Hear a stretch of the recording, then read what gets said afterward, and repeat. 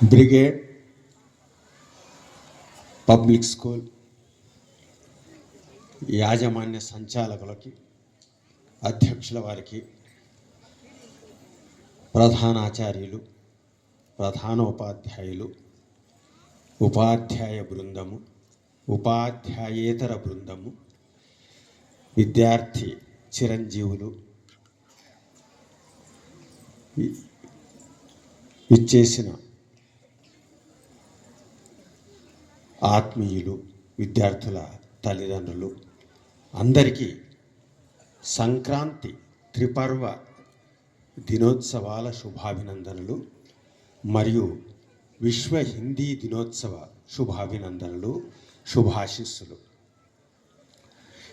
సంక్రాంతికి మన తెలుగు పండుగల్లో, పర్వాల్లో అన్నిటికంటే ఒక ప్రాముఖ్యత ఉంది. ఎవరైనా చెప్పగలరా?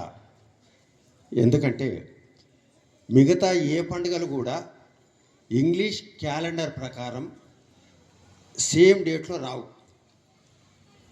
వినాయక చవితి తీసుకోండి, శ్రీరామనవమి, ఉగాది, ఏ పండుగ, దీపావళి, దసరా, ఏ పండుగను తీసుకున్నా కూడా అది ఇంగ్లీష్ క్యాలెండర్ ప్రకారం మన తెలుగు పండుగ, సంక్రాంతి పండుగ కానీ మిగతా పండుగలు ఏ తెలుగు పండుగ కూడా ఇంగ్లీష్ క్యాలెండర్ ప్రకారం చూస్తే సేమ్ డేట్లో ఇంగ్లీష్ డేట్ ప్రకారం వచ్చేది ఒకే ఒక్క పండుగ. ఏ పండుగ? సంక్రాంతి పండుగ. అది ఎప్పుడు వస్తుంది? ఏ తేదీల్లో వస్తుంది? వెరీ గుడ్, చప్పట్లు కొట్టండి ఒకసారి.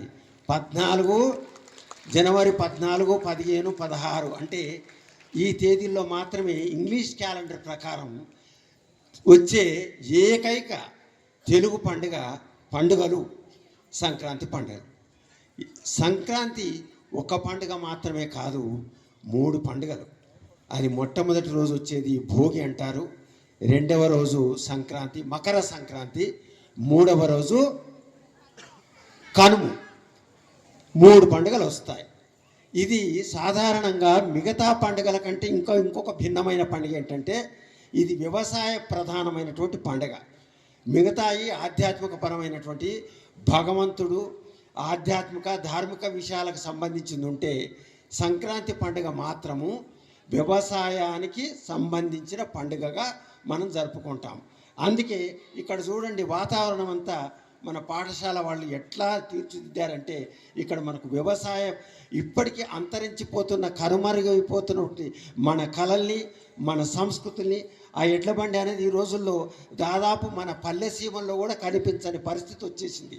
అటువంటి ఎడ్ల బండిని కూడా ఈరోజు ఇక్కడ మనము ఆవిష్కరించుకున్నాం. అంటే మనము మన యొక్క భారతదేశం యొక్క సంస్కృతి సాంప్రదాయాల పట్ల ఎంత గౌరవాన్ని, మీకు వాటి గురించి తెలియచెప్పాలనే తపన పాఠశాలలో కనిపిస్తూ వస్తుంది. అట్లాగే ఈ పండుగ మొట్టమొదటి రోజు భోగి పండుగ నాడు పిల్లలకి భోగి పళ్ళు పోస్తారు. అది ప్రధానమైనటువంటి ఉత్సవం. రెండవ రోజు ఆ మకర సంక్రాంతి రోజు పిండి వంటలతో అలరించడం, అనేకమైనటువంటి ఆధ్యాత్మిక, సాంస్కృతిక, పౌరాణిక కార్యక్రమాలు చేయడం జరుగుతుంది.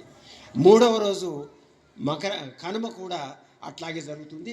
అనేకమైనటువంటి వైవిధ్యమైనటువంటి కార్యక్రమాలు చేస్తారు.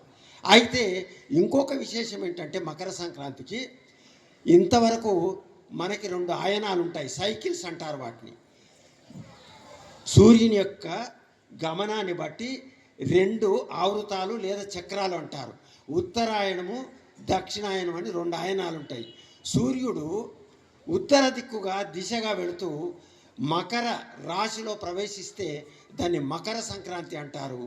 ఆ రోజు నుంచి సూర్యుడు ఉత్తర దిక్కుగా ప్రయాణం చేస్తూ ఉంటాడు. అందుకే దీన్ని ఉత్తరాయణం అంటారు. ఇది 6 నెలల పాటు కొనసాగుతుంది. మళ్ళీ దక్షిణ దిక్కుగా తిరిగినప్పుడు దాన్ని దక్షిణాయనం అంటారు.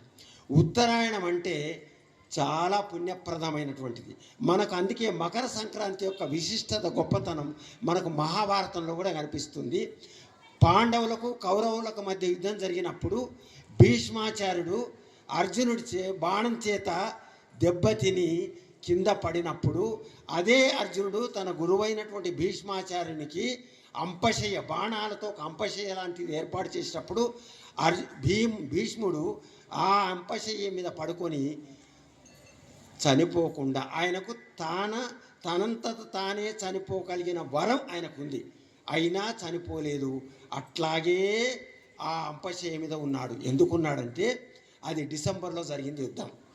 ఆయన అట్లాగే ఎందుకున్నా అంటే అది దక్షిణాయనం కాబట్టి.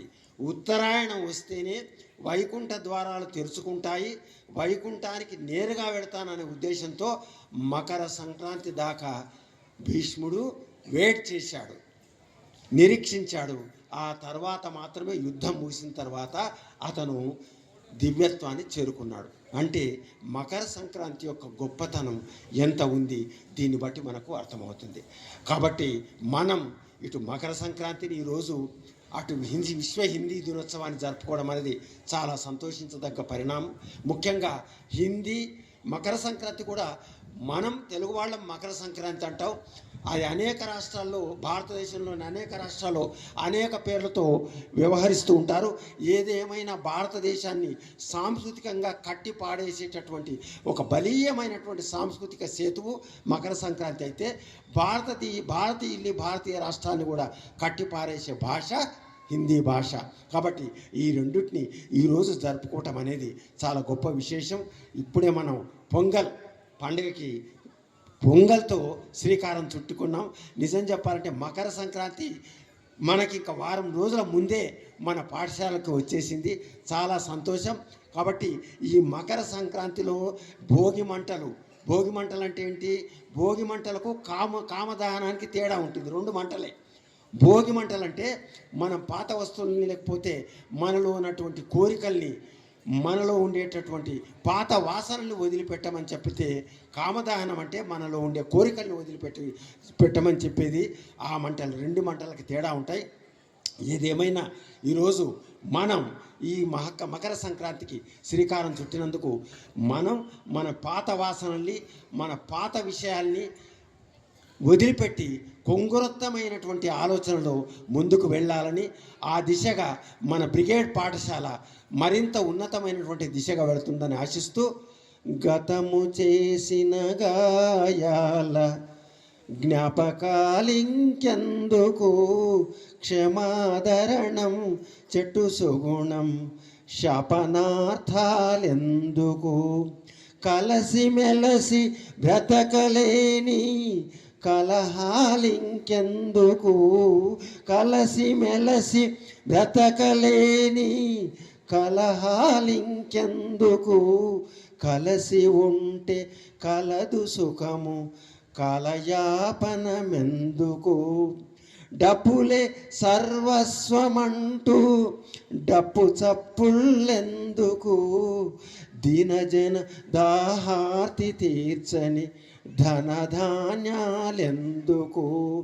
కొత్త సంక్రాంతి వచ్చెను పాత వాసనలెందుకు, కొత్త సంక్రాంతి వచ్చెను పాత వాసనలెందుకు, అభినందన కవిత రాయని మనోహర్ కలమెందుకు, అభినందన కవిత రాయని మనోహర్ కలమెందుకు, గతము చేసిన గాయాల జ్ఞాపకాలింకెందుకు, క్షమాదరణం చెట్టు సుగుణం శాపనార్థాలెందుకు, శాపనార్థాలెందుకు. అందరికీ ధన్యవాద నమస్సులు. మరొక్కసారి శుభాభినందనలు.